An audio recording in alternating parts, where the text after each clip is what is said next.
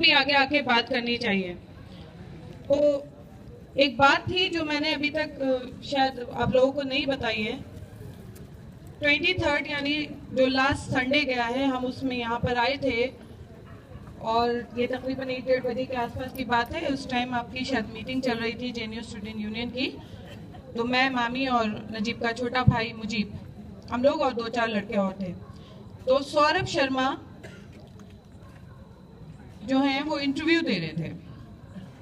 हम लोग बैठे हुए सुनते रहे। जब इंटरव्यू खत्म हो गया तो मैंने बहुत हिम्मत करके उससे बात की और उसको सबसे पहला जो बोला कि देखो भाई, एक हिंदुस्तानी होने के नाते तुम मेरे भाई लगते हो, कहोगे तो मैं राखी भी बांध के तुम्हें अपना भाई बना लूंगी।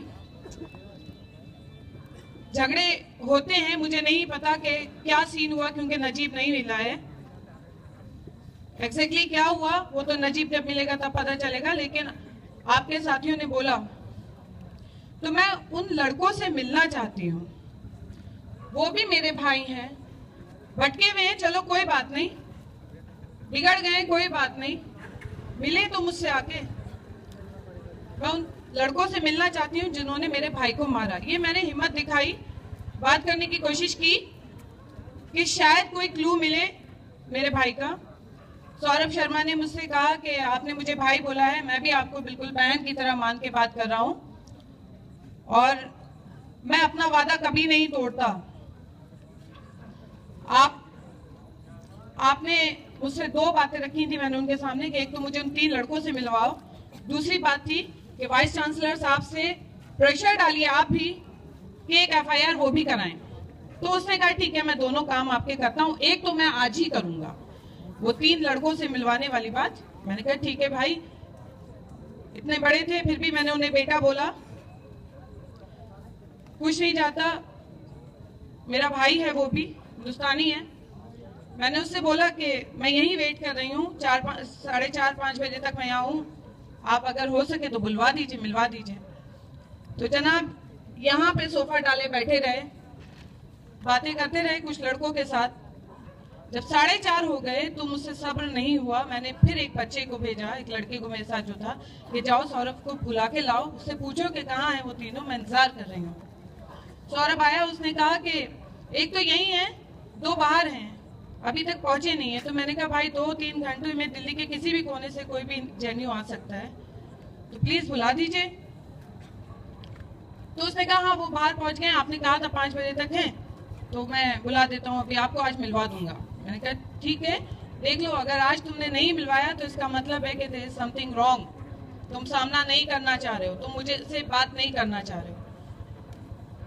खैर उसने कहा 5 बजे तक आप हैं, हमने कहा हाँ।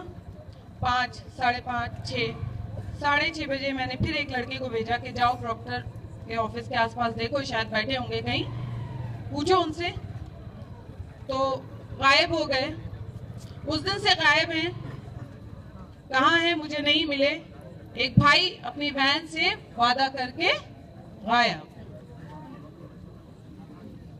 किस तरह के लोग हैं और बातचीत क्यों नहीं करना चाह रहे हैं, ये सोचने की बात है। बहुत सारी बातें अभी हम लोग, मैं ज्यादा टाइम नहीं लेना चाहती हूँ, लेकिन क्योंकि ये एक जगह ऐसी है कि जहां मैं शायद अपने जो मेरे अंदर सोच चल रही है मैं वो बयान कर सकती हूँ। यहाँ पे बहुत सारे लोगों ने बहुत सारी चीजें बोली, नेशनलिज्म, एंटी नेशनलिज्म। मेरी आज तक ये दोनों चीजें नहीं समझ में आई। अगर जाट आंदोलन करके इंडिया की प्रॉपर्टी को बर्बाद कर देते हैं तो वो नेशनलिज्म हो जाता है कि वो अपना हक मांग रहे हैं। और निर्भया के लिए हजारों बच्चे प्रोटेस्ट करते हैं तो उनके ऊपर पानी, डंडा, लाठीचार्ज सब होता है। उन जाटों के ऊपर एक डंडा नहीं बरसता जितनी लाखों की जिन्होंने प्रॉपर्टी बर्बाद की है। क्या मेरी कुछ समझ में नहीं आता है कि कौन सा फॉर्मूले पे चल रहा है ये सब। बस जुड़े रहिएगा प्लीज, छोड़िएगा नहीं हमें। हम लोग आपकी वजह से यहाँ हैं, छोड़ के नहीं जाइएगा। और इतनी जोर से आज नारे लगाइए कि वीसी अगर घर पहुंच गए तो उनके घर तक आवाज पहुंचे। Once more